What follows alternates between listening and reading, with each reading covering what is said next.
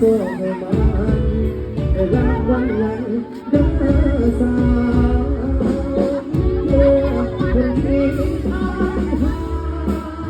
ใจรู้ใจก็ดีใจ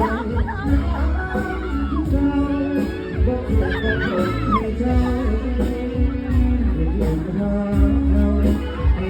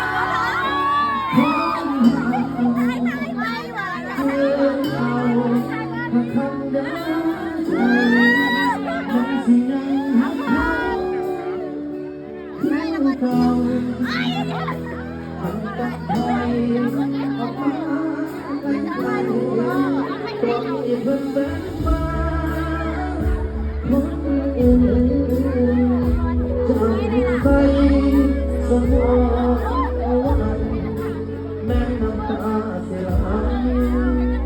ก็ต้องเห็นใจยังคิดฮอ